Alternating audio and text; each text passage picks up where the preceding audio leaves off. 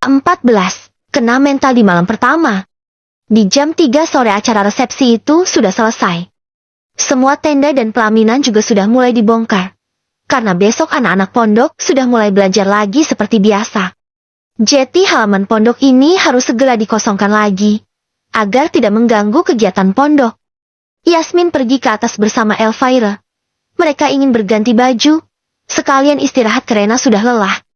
Baru saja Elvira selesai mengganti baju, pintu kamarnya diketuk oleh Yasmin.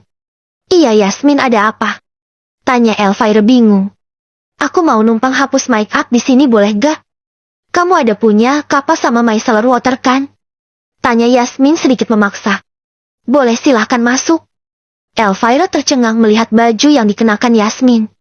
Gadis itu memakai tank top berwarna kulit serta hot pants berwarna hitam. Dengan lincah gadis itu mengambil kapas dan micellar water, lalu menggosokkan kencang ke arah wajahnya. "Yasmin, cara pakainya jangan seperti itu. Kamu gosoknya pelan-pelan aja seperti ini," kau tegur Elvira sembari mencontohkan di wajahnya. "Kelamaan mbak, aku gak sabar." Elvira hanya geleng-geleng melihat kelakuan Yasmin. Ia juga bingung harus berbicara apa lagi, karena ia masih canggung berada di dekat Yasmin, wanita yang telah mengambil calon suaminya. Walaupun begitu Yasmin biasa-biasa saja. Ia terlihat santai saat berada di dekat Elvira, karena ia tidak tahu dan tidak terlalu menghiraukan masa lalu Ihsan. Tidak lama setelah itu Agil masuk ke kamar mereka. "Astagfirullahalazim Yasmin," pekik Agil karena kaget ada Yasmin di kamar pengantin mereka. Agil buru-buru keluar lagi dan menutup pintu. "Ada apa mas?" tanya Ihsan yang juga ingin masuk ke kamarnya. "Itu istri kamu main ke kamar aku. Mana pakaiannya seksi banget lagi." Benar-benar deh anak satu ini. Ihsan memijit keningnya sendiri. Ia mengetuk pintu kamar Agil. "Yasmin, ayo balik ke kamar kita. Bentar Om Ustadz nanggung," sahutnya dari dalam. "Yasmin, saya minta kamu keluar sekarang," ucap Ihsan penuh penekanan. Oke, cerewet banget si om-om satu ini," gerutunya sambil berjalan keluar dengan menghentak-hentakan kaki ke lantai. Elvira mengelus dadanya sembari mengucapkan istighfar. Ia merasa kasihan pada Ihsan karena mendapatkan istri seperti Yasmin. Tapi ia juga sudah tidak bisa berbuat apa-apa lagi. Semua ini sudah terjadi. Ia juga sudah menjadi istri dari kakak kandung Ihsan. Mau tidak mau mereka harus menerima kenyataan ini dengan lapang dada. "Yasmin, saya minta sama kamu. Jangan masuk kamar orang lain seperti tadi. Gak etis apalagi mereka masih pengantin baru," nasihat Ihsan setelah berada di kamar. "Iya Om Ustadz. Tadi aku cuma numpang hapus makeup doang kok. Gak usah marah-marah begini dong. Biasa aja," jawab gadis itu dengan berani. "Saya seperti ini demi kebaikan kamu. Kamu itu istri saya, tolong yang nurut sama suami." Hati Yasmin bergetar mendengar kata istri yang keluar dari mulut Ihsan. Kali ini ia benar-benar merasa menjadi seorang istri karena sudah menyaksikan langsung akad nikah mereka. "Iya Om Ustadz, tapi jangan galak-galak dong. Aku jadi takut. Kalau lagi marah-marah seperti ini aku lihat wajah Om Ustadz itu, seperti berubah jadi wajah ayah. Serem banget." "Iya, saya gak akan galak asalkan kamu nurut sama saya. Sama satu lagi ini buat kamu. Saya mau kamu memakai pakaian ini saat di rumah ataupun keluar. Kamu boleh berpakaian terbuka seperti sekarang hanya saat di kamar aja bersama saya. Kalau keluar dari kamar, kamu harus memakai pakaian yang saya kasih." Ihsan menyerahkan sebuah paketan yang cukup besar. Yasmin mengambil paketan itu. "Ini apaan Om Ustadz?" "Buka aja biar tahu isinya," perintahnya galak. Yasmin langsung membuka paketan itu. Ternyata di dalamnya ada 12 buah baju gamis beserta hijab syarinya. Gamis itu memiliki warna-warna yang berbeda. "Om Ustadz, ini baju apa sih? Kok kayak bajunya Umi?" "Itu baju buat kamu. Mulai sekarang kamu harus mengenakan pakaian seperti itu, agar aurat kamu tidak terlihat oleh laki-laki lain. Saya gak rela kalau ada laki-laki lain yang melihat kecantikan kamu. Tapi aku gak bisa pakai beginian ribet," keluhnya lagi. "Saya gak mau tahu. Kalau kamu mau menjadi istri saya maka kamu harus mau berpakaian seperti ini. Saya tidak mau memiliki istri yang suka mengumbar auratnya," tegas Ihsan penuh penekanan. Gadis itu merasa takut. Entah kenapa ia menjadi takut jika Ihsan menyinggung soal dirinya. Ia takut jika laki-laki itu meninggalkannya. Di malam harinya, Yasmin dan Elvira menuruni tangga berbarengan. Mereka ingin pergi ke bawah untuk makan malam. Sesampainya di dapur. Dapur rumah itu terlihat gelap, tidak terang seperti biasanya. Di sana terlihat Agil dan Ihsan yang sedang berdebat, dan juga ada Umi Arfah yang sedang memegang senter dan bola lampu. Kok gelap banget nih? Ini gimana kita mau makan malam? Protes Yasmin setelah sampai di dapur. Ini bola lampunya mati Yasmin, baru mau diganti. Sahut Umi Arfah. Terus siapa yang mau ganti? Yasmin menatap bergantian ke arah para laki-laki itu. Ini Mas Agil. Ihsan menunjuk ke arah Agil. Enak aja Ihsan yang mau ganti. Ayo manjat. Perintah Agil sambil mendorong tubuh Ihsan. Di sana sudah tersedia tangga yang tingginya kurang lebih 1,5 meter. Karena plafon rumah ini memang tinggi. Mas Agil aja, aku gak berani tinggi. Keluh Ihsan. Aku juga gak berani, takut jatuh. Mana ini malam pertama lagi. Kalau jatuh gak bisa unboxing. Canda Agil sambil menggaruk-garuk kepalanya. Aduh, kalian ini gimana sih? Katanya laki-laki, masa manjat segini doang gak berani? Itu jangan-jangan senjata yang ada di dalam celana. Cuma aksesoris doang, bukan spare part. Cibir Yasmin, sembari menunjuk ke arah senjata suaminya. Membuat dua orang pengantin baru itu langsung kena mental. Umi Arfah dan Elvira menutup wajah mereka dengan tangan, karena tidak kuasa menahan tawa. Dengan cepat Yasmin menaiki tangga itu, dan meminta bola lampunya pada Umi Arfah. Setelah lampu itu dinyalakan, semuanya mengucap Alhamdulillah. Minggir, minggir! Teriak Yasmin dari atas. Semuanya langsung menyingkir, dan tanpa berpikir panjang gadis itu langsung melompat ke bawah. Pak Kiai yang baru tiba di dapur langsung mengelus dadanya kaget. Allahu Akbar! Pekik Pak Kiai. Sementara yang lainnya berteriak kencang. Mereka ngeri melihat Yasmin melompat dari ketinggian. Yasmin, kamu jangan buat saya jantungan seperti ini. Pekik Ihsan. Sembari memegang dadanya. Nafasnya pun terlihat terengah-engah. Om Ustadz, jantungnya kenapa? Yasmin mendekat dan refleks mengelus dada Ihsan. Jantung saya gak kenapa-napa Yasmin. Tapi kamu jangan seperti ini lagi. Nanti saya bisa sakit jantung beneran. Ihsan memeluk tubuh Yasmin erat. Ia takut istri barbarnya itu kenapa-napa. Elvira memalingkan wajahnya. Dengan sekuat tenaga ia menahan air mata yang hampir jatuh. Bang Ihsan, secepat itukah kamu melupakan aku? Dan menggantikan aku dengan wanita lain? Batin Elvira. Agil sadar istrinya sedang tidak baik-baik saja. Ia mendekati Elvira dan membawanya ke dalam pelukannya. Ke-15, Ustadz juga manusia. Selesai makan malam, Agil menggandeng Elvira naik ke atas. Begitu juga dengan Ihsan. Ia mengajak Yasmin ke kamar. Hanya saja bedanya Elvira digandeng oleh Agil. Sementara Yasmin tidak mau sama sekali bersentuhan dengan suaminya. Sesampainya di kamar, kedua pintu yang bersebelahan itu ditutup berbarengan dan dikunci dari dalam. Yasmin yang tadinya menggunakan celana panjang, beserta baju tidur lengan panjang, berganti baju menggunakan piyama tanpa lengan yang satu set dengan celana pendeknya, yang benar-benar pendek, hanya dapat menutupi bokongnya saja. Ihsan yang baru keluar dari kamar mandi langsung berbinar, melihat bidadari seksi dan sangat cantik di hadapannya. Klek!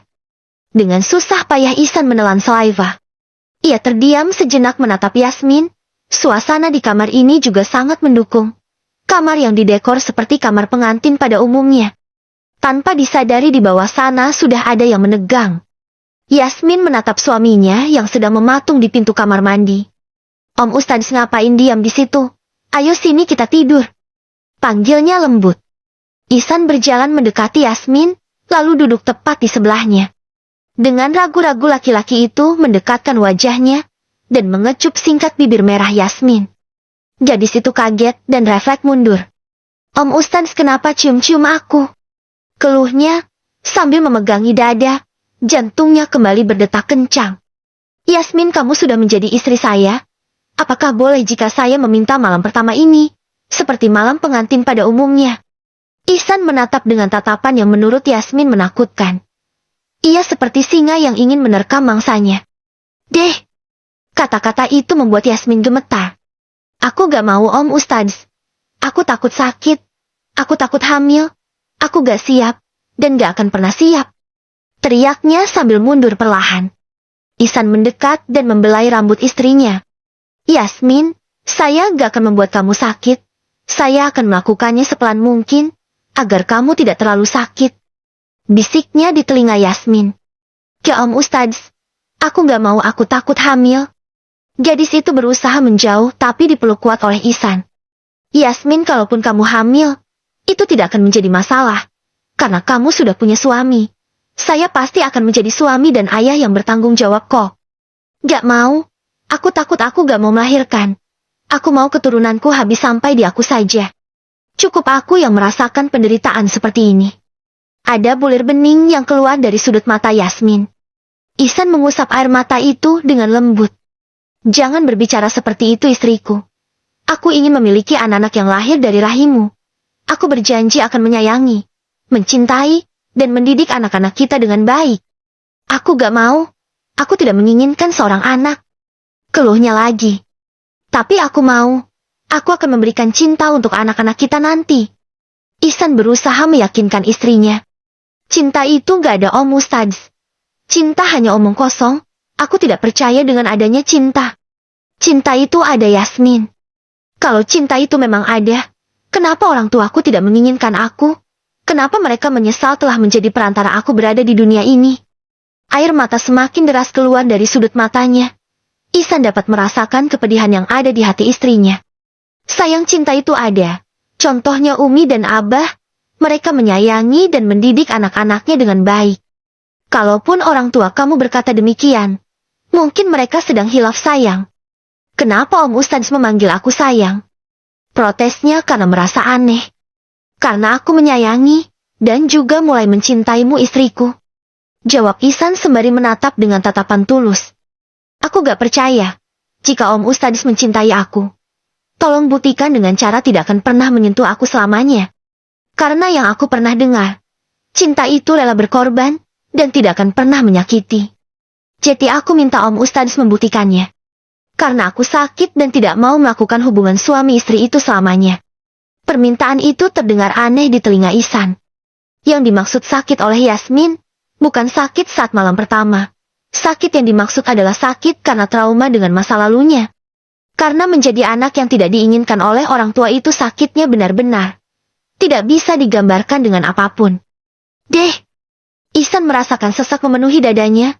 Bagaimana mungkin ia bisa membuktikan jika permintaannya seperti itu? Ihsan sadar dia seorang laki-laki normal. Maaf sayang. Kalau untuk itu, aku tidak bisa, aku ini seorang laki-laki normal. Itu sangat berat untuk aku. Ucap Ihsan memelas. Bukankah Om seorang ustadz? Harusnya seorang ustadz bisa mengendalikan hawa nafsunya. Jawab gadis itu dengan entengnya. Sayang, kamu harus tahu ustadz juga manusia. Bukan malaikat yang tidak memiliki nafsu. Memiliki istri cantik seperti bidadari, sangat menyiksa jika tidak boleh disentuh. Om Ustadz, tolong. Aku tidak mau melakukan itu. Tolong mengerti dengan perasaanku. Aku akan mau melakukan semua itu, jika Om Ustadz bisa membuktikan kalau cinta itu memang benar-benar ada. Baiklah, saya akan membuktikan jika cinta itu memang ada. Kamu saja bisa membuat saya jatuh cinta secepat ini. Tentu saya juga akan mampu membuat kamu mencintai saya. Ucap Ihsan yakin. Di kamar sebelah, Agil dan Elvira juga sedang bersiap-siap untuk tidur. Elvira masih mengenakan gamis dan juga hijabnya. Elvira, kamu tidak mau berganti baju dan melepas hijab? Tanya Agil heran. Iya mas, aku mau langsung tidur seperti ini aja. Jawab Elvira gugup. Gadis itu masih belum siap membuka hijabnya di depan Agil. Karena sampai saat ini hatinya masih untuk Ihsan. Kenapa kamu tidak mau melepaskannya? Kamu seorang ustazah bukan? Harusnya kamu tahu bagaimana caranya menyenangkan hati suami. Lagi pula kita sudah menikah Elvira. Kamu dan aku sudah halal. Silakan kamu berpakaian yang dapat membuat hatiku senang. Agil sedikit memaksa. Karena ia sudah tidak sabar ingin menikmati malam pertama bersama Elvira. Sebenarnya Agil juga mencintai Elvira. Hanya saja waktu itu, Ihsan yang melamar gadis itu lebih dulu. Karena Agil memang selalu tertinggal selangkah dari adiknya yang gesit. Maaf mas, aku belum siap. Tolong beri aku waktu. Ucap Elvira memelas. Ia benar-benar tidak siap lahir batin untuk melayani Agil. Setiap wanita memang sulit melakukan semua itu jika tanpa cinta. Agil mendesah panjang, dan mengusap wajahnya kasar. Ia tahu jika istrinya itu masih menyimpan rasa untuk adiknya. Tapi Elvira, bagaimana jika aku tidak ridho? Kamu pasti tahu kan dosanya sebesar apa? Tantang Agil sambil menatap tajam ke arah Elvira. Deh! Elvira terdiam sejenak. Wajahnya terlihat memerah seperti ingin menangis. Agil memang sedikit lebih barbar daripada Ihsan. Laki-laki itu sulit menahan hawa nafsunya. Tidak seperti Ihsan, walaupun sulit ia tetap bisa mengendalikan nafsunya. Mas, aku mohon. Tolong beri aku waktu. Aku tidak bisa melakukan semua itu tanpa cinta. Lirihnya. Aku ini suami kamu, Elvira. Kamu harus mencintai aku. Ucap Agil memaksa. Aku akan belajar mencintai kamu, Mas. Tapi tidak bisa secepat ini. Tolong beri aku waktu. Sampai kapanpun kamu tidak akan pernah siap, Elvira. Jika kamu masih menyimpan cinta untuk Ihsan, aku tahu kamu masih mencintai Ihsan, kan? Suara Agil terdengar meninggi. Ia cemburu dengan adiknya sendiri. Dada Elvira semakin sesak. Ia masih sulit menerima pernikahan ini, hatinya memang masih sangat mencintai Ihsan. Ke-16, dibuat malu pada orang satu pondok. Pagi ini semuanya sarapan bersama seperti biasa. Wajah dua pengantin baru itu terlihat kusut. Rambut mereka juga sama-sama kering. Ada pengantin baru. Wajahnya kusut banget.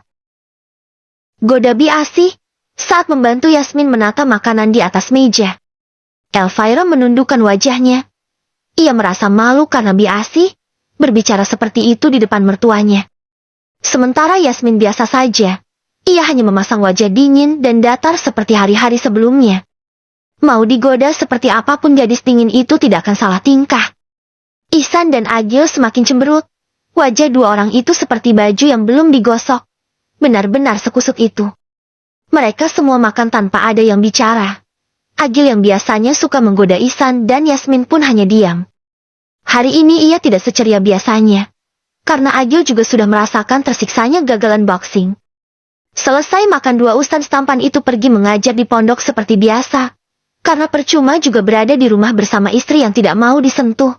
Jadi mereka lebih memilih mengajar di pondok, daripada membuat kepala semakin pusing. Sesampainya di pondok, Agil mengikuti Ihsan masuk ke ruangannya. Karena jam masuk kelas masih 20 menit. Kenapa? Mas kok masuk ke sini juga? Tanya Ihsan kebingungan. Gak apa-apa. Aku cuma mau bicara aja sama kamu. Jawab Agil dingin. Mau bicara apa, Mas? Ihsan menatap serius ke arah Agil. Malam pertama kamu sama Yasmin gimana? Ihsan melepas peci yang dipakainya. Ya biasa aja, Mas. Seperti yang kamu lihat, rambutku juga masih kering kan? Agil terkekeh. Ia senang karena tidak sendiri merasakan penderitaan ini. Perasaan kalian sudah 1 minggu menikah. Masa kamu gak mau menggauli istrimu sama sekali? Siapa bilang aku gak mau? Mas, aku juga laki-laki normal kali. Cuma Yasminnya aja yang gak mau. Udah dibujuk sedemikian rupa dia tetap gak mau. Kalau sudah begini aku bisa apa coba? Selain pasrah. Ihsan mengangkat kedua bahunya. Berarti kita senasib dong. Elvira juga gak mau aku gauli, katanya belum siap. Agil memijat keningnya sendiri. Ihsan menepuk bahu Agil pelan. Mas, kalau jawaban istrimu masih belum siap, itu artinya nanti dia akan memberikan hakmu di waktu yang tepat. Lah kalau aku, jawaban Yasmin, dia gak mau dan gak akan pernah siap. Ini lebih berat daripada memikul bumi. Keluh Ihsan dengan tatapan yang sulit diartikan. Jika dibilang sedih, tentu ia sangat sedih. Karena Yasmin seperti ini. Tapi Ihsan tidak bisa berbuat apa-apa lagi. Selain mendoakan agar gadis itu bisa terbuka hatinya. Dan berlapang dada menerima semua masa lalunya. Hah, Yasmin bicara seperti itu. Apa gak sakit kepala seumur hidup kamu? Ledek Agil cekikikan. Bukannya bersimpati, Agil justru senang. Karena adiknya lebih menderita darinya. Padahal tadi malam di saat Elvira menolak untuk memberikan haknya, Agil merasa seperti laki-laki yang paling menderita di dunia ini, karena istrinya masih mencintai orang lain, yang tidak lain adalah adiknya sendiri. Di siang harinya, Yasmin, Elvira, dan Umi Arfah pergi ke masjid pondok. Mereka ingin sholat berjamaah di sana. Sehabis sholat zuhur, juga akan diadakan pengajian rutin setiap hari Senin. Pengajian itu hanya diadakan sebentar, dari habis zuhur hingga jam 2 siang. Jeti tidak akan mengganggu jam belajar para santri di sini. Dengan terpaksa Yasmin pergi ke masjid, karena ini permintaan Pak suami, yang memintanya untuk hadir di majelis setiap kali ada pengajian, agar dia lebih mengenal ilmu agama. Gadis itu juga menggunakan abaya yang satu set dengan hijab syarinya, yang berwarna abu-abu. Abaya itu yang diberikan oleh Ihsan semalam. Ia dengan susah payah berjalan menuju masjid pondok. Dari kejauhan, Ihsan memperhatikan Yasmin dengan senyuman manis yang terukir di wajah tampannya.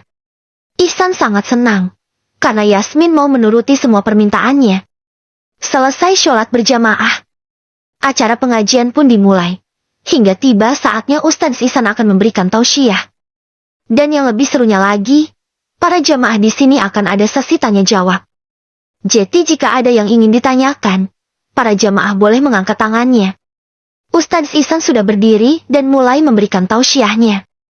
Tausiah kali ini bertema tentang dosa besar berzinah.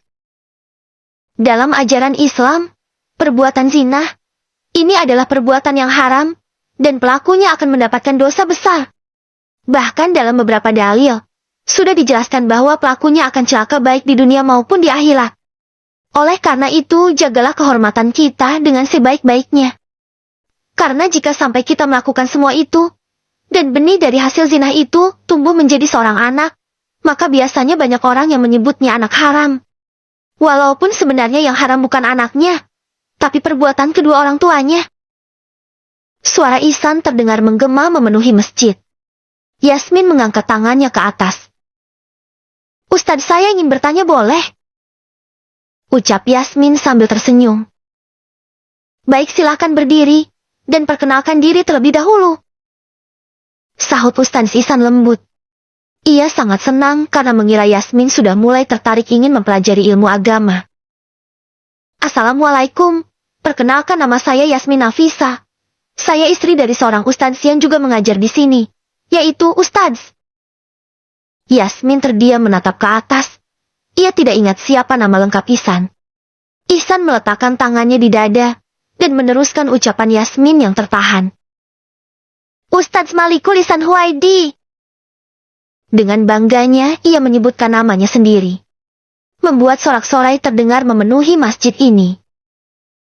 Ciek Pak Ustadz. Ledek para santri dan santriwati. Sudah. Sekarang Yasmin, silakan, apa pertanyaan kamu? Ihsan tersenyum lebar ke arah istrinya. Banyak para santriwati yang baper, karena melihat senyuman manis yang terukir di bibir Ustadz tampan itu. Pak Ustadz, tadi kan Pak Ustadz bilang, kalau berzina dan berhubungan seperti itu, jika benihnya tumbuh menjadi seorang anak, maka anaknya akan disebut anak haram. Berarti kita semua yang ada di sini adalah anak haram. Sebab hasil dari berhubungan badan. Ucap Yasmin lantang, sambil menatap ke semuanya. Seketika masjid itu ramai. Wow. Semua orang yang berada di masjid ini menyoraki Yasmin. Dan semuanya terlihat marah, karena dibilang anak haram. Ustadz Ihsan sangat malu. Malu sampai ke ubun-ubun. Jika ada jurus menghilang, mungkin ia akan memilih untuk menghilang dari sana saat ini juga. Semua ustadz dan ustadzah yang ada di sana juga geleng-geleng kepala. Banyak juga yang mengucapkan istighfar. Mereka tidak tahu jika istri dari Ustadz Ihsan, seorang wanita yang tidak memiliki ilmu agama sama sekali. Setelah beberapa saat Ustadz Ihsan menjawab pertanyaan itu. Yasmin, yang saya katakan tadi tentang perzinahan, bukan tentang pasangan suami istri. Kalau kita terlahir dari pasangan suami istri yang menikah secara sah, itu tidak masalah. Seperti saya dan kamu. Kita halal untuk melakukan itu semua.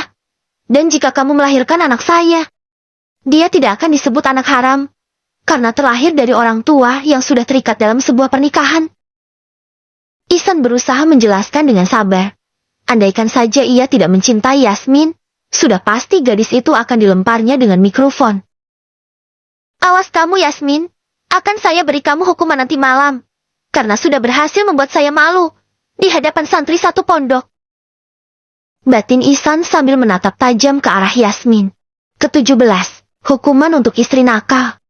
Selesai acara pengajian, Pak Kiai berjalan bergandengan dengan Umi Arfah. Agil juga menggandeng Elvira. Sedangkan Yasmin dan Ihsan masih seperti biasa. Gadis itu berjalan sendiri dengan susah payah, karena belum terbiasa menggunakan abaya. Mereka semua pulang ke rumah, ingin makan siang, kelas selanjutnya akan masuk sekitar 1 jam lagi. Jadi para ustadz dan ustazahnya bisa makan siang terlebih dahulu. Termasuk para santri dan santriwati yang juga pergi makan siang. Baru beberapa langkah menginjakan kaki di rumah, Ihsan mendekati Yasmin, dengan cepat tangannya menjewer kuping gadis itu. Auh! Sakit Om Ustadz. Aku salah apa sih? Pekiknya sambil memegangi tangan Ihsan yang sedang menjewer kupingnya. Masih nanya kamu salah apa? Kamu gak ngerasa tadi sudah buat suami kamu ini malu di hadapan orang satu pondok? Gara-gara pertanyaan absurd kamu tadi. Tegas Ihsan, sambil menggertakkan giginya. Ihsan sangat gergetan pada istri barbarnya itu. Setiap berbicara mulutnya memang tidak bisa disaring. Yasmin nyengir kuda. Ia ngeri melihat wajah Ihsan yang sedang marah. Maaf Om Ustadz. Aku kan cuma nanya. Kan gak ada salahnya. Kalau aku gak paham terus diam aja kan malah bahaya. Seperti kata pepatah, malu bertanya maka akan sesat di jalan. Makanya aku nanya biar gak sesat. Jawab Yasmin membelah diri. Yang lainnya hanya terkikik. Mereka tertawa sampai bengek, karena melihat kelakuan Yasmin. Yang selalu membuat Ihsan pusing, kelakuan gadis itu memang di luar Nurul. Sangat bertolak belakang dengan lingkungan pesantren. Terlebih lagi, setiap kali dinasehati, ia selalu mendapatkan kata-kata ajaib untuk membela diri. Siapapun di rumah ini, tidak pernah menang jika berdebat dengan Yasmin. Untung aja yang nikah sama Yasmin kamu San. Kamu laki-laki yang berhati lembut dan mempunyai kesabaran seluas samudra. Coba aja aku yang memiliki kesabaran setipis tisu ini, sudah pasti ku tendang ke langit ke-7. Ledek Agil. Gaya aja mau nendang aku ke langit ke-7, yang ada ku tendang duluan Om. Yasmin menyingkap bawahan gamisnya, dan bersiap untuk menendang. Membuat Agil langsung berlari ke dapur. Ia takut berlama-lama di dekat Yasmin. Takut kena mental lagi seperti tadi malam. Lagian si Yasmin kelakuan banget. Sudah tahu di rumah mertua. Dia tetap gak menjaga sikap. Untung saja Pak Kiai dan Umi Arfah bisa memaklumi sikapnya. Karena tahu dengan semua cerita masa lalu Yasmin yang kelam. Di malam harinya selesai sholat Isya, Ihsan sudah pulang ke rumah. Malam ini ia tidak ada mengisi pengajian. Sebenarnya ada beberapa undangan pengajian. Tapi Ustadz Ihsan menolaknya. Karena ia baru saja menikah, dan tidak ingin keluar malam. Ia takut Yasmin diam-diam pergi ke klub lagi seperti dulu. Jika tidak dijaga. Mereka sudah berada di kamar. Karena sudah selesai makan malam. Yasmin juga sudah berganti baju. Dengan piyama seksinya. Ia menggunakan piyama seksi bukan untuk menyenangkan Ihsan. Tapi itu memang pakaiannya sehari-hari. Gadis itu sedang duduk bersandar di ranjang, sambil memainkan ponselnya. Ihsan baru saja keluar dari kamar mandi. Ia habis mandi dan membersihkan diri, lalu menggunakan minyak wangi. Wajahnya pun sudah terlihat segar. Ia berjalan perlahan mendekati Yasmin, yang sedang asik dengan ponselnya. Ternyata gadis itu sedang bertukar pesan di grup chat. Bersama teman-teman kerjanya dulu. Ihsan ikut melirik ke arah ponsel Yasmin. Ia dapat membaca pesan teks itu. Yasmin dan teman-temannya membuat janji untuk minum-minum lagi di klub besok malam. Ia berencana untuk pergi secara diam-diam, tanpa sepengetahuan Ihsan. Tapi ia tidak sadar jika suaminya juga ikut membaca chat itu. Bagus ya. Sekarang kamu sudah mulai berani janjian sama teman-teman kamu. Jangan salahkan saya ya, kalau saya menghukum kamu. Bisik Ihsan di telinga Yasmin. Yasmin kaget bukan main. Ia hampir terjatuh dari tempat tidur karena mendengar suara Ihsan. Om Ustadz, sejak kapan ada di sini? Pekiknya kaget. Saya sudah di sini sejak tadi. Saya juga ikut membaca cat kamu dan teman-temanmu. Yasmin menyunggingkan senyuman dan menatap ke arah Ihsan. Baguslah kalau Om Ustadz tahu. Jadi aku bisa pergi tanpa sembunyi-sembunyi. Jawabannya malah di luar ekspektasi Ihsan. Ihsan mengira gadis itu akan takut dan membatalkan rencananya untuk pergi ke klub malam itu lagi. Silahkan kalau kamu mau pergi ke sana. Tapi kamu akan mendapatkan hukuman dari saya. Ancamnya. Galak banget sih Om. Dikit-dikit marah-marah. Dikit-dikit dihukum. Lama-lama aku bisa depresi karena terlalu dikekang. Keluhnya tidak mau kalah. Saya seperti ini demi kebaikanmu Yasmin. Gadis itu tidak terima. Ia mendekatkan wajahnya ke wajah Ihsan dan menatap tajam laki-lakinya itu. Ia seperti ingin mengancam Ihsan. Dengan sigap tangan Ihsan memeluk tubuh itu erat-erat. Lalu menyambar bibir merah muda yang sudah lama menggodanya itu. Ihsan menyesapi benda kenyal itu perlahan. Semakin lama ciuman itu semakin dalam. Ihsan sangat menikmatinya. Setelah beberapa saat, Yasmin mendorong kuat dada Ihsan. Karena ia sudah kehabisan nafas. Ihsan terpaksa mengakhiri permainannya. Yasmin menjauh, lalu masuk ke dalam selimut. Bahunya bergetar, dan juga terdengar suara isakan tangis. Ihsan merebahkan tubuhnya di samping Yasmin. Ia juga ikut masuk ke dalam selimut, dan memeluk istrinya dari belakang. Yasmin berusaha melepaskan pelukan itu. Ia merasa ada benda keras yang menempel di belakangnya. Sekuat tenaga ia berusaha melepaskan, tapi tidak bisa. Ihsan memeluknya sangat erat. Lepaskan aku Om. Teriaknya kencang. Gak. Saya gak akan melepaskan kamu. Saya sudah lama menahan hasrat ini Yasmin. Suara Ihsan sudah terdengar serak. Om Ustadz jahat. Om Ustadz tega melecehkan aku. Aku benci sama Om. Teriaknya lagi. Yasmin. Saya tidak melecehkan kamu. Saya ini suami kamu. Saya mempunyai hak atas tubuh kamu. Tidak ada kata-kata dilecehkan lagi Yasmin. Karena kamu halal untuk digauli. Yasmin menangis makin kencang. Ia takut jika Ihsan akan mengambil haknya malam ini. Aku belum siap Om. Aku takut. Tolong jangan lakukan ini. Aku janji akan nurut sama Om. Aku janji akan melakukan apa saja yang Om minta. Asalkan jangan yang satu ini. Bukannya nurut Ihsan justru semakin menjadi. Ia menciumi tengkuk Yasmin, membuat gadis itu semakin merinding. Sebelah tangannya pun perlahan masuk ke dalam baju Yasmin. Tangan itu mendarat tepat di salah satu gunung kembarnya, dan meremasnya perlahan. Gadis itu sekuat tenaga menahan suara aneh yang ingin keluar dari mulutnya. Ia tidak ingin mengeluarkan suara itu, dan membuat Ihsan semakin terpancing untuk melakukan hal yang lebih dari ini. Om tolong jangan lakukan ini. Om Ustadz sudah berjanji, akan mengenalkan aku dengan cinta lebih dulu. Baru Om Ustadz akan melakukan ini kepadaku. Jika sudah berhasil membuat aku jatuh cinta pada Om Ustadz. Ihsan terdiam. Ia buru-buru bangun, dan mengusap wajahnya kasar. Astagfirullahalazim. Apa yang sudah aku lakukan? Aku tidak boleh mengingkari janjiku. Batinnya sambil menatap wajah Yasmin yang sudah dibanjiri oleh air mata. Untuk kali ini kamu saya bebaskan Yasmin. Tapi saya minta jangan pernah melakukan hal yang aneh-aneh lagi. Anggap saja ini hukuman kecil untuk kamu. Karena sudah berani melawan suami. Tegasnya penuh penekanan.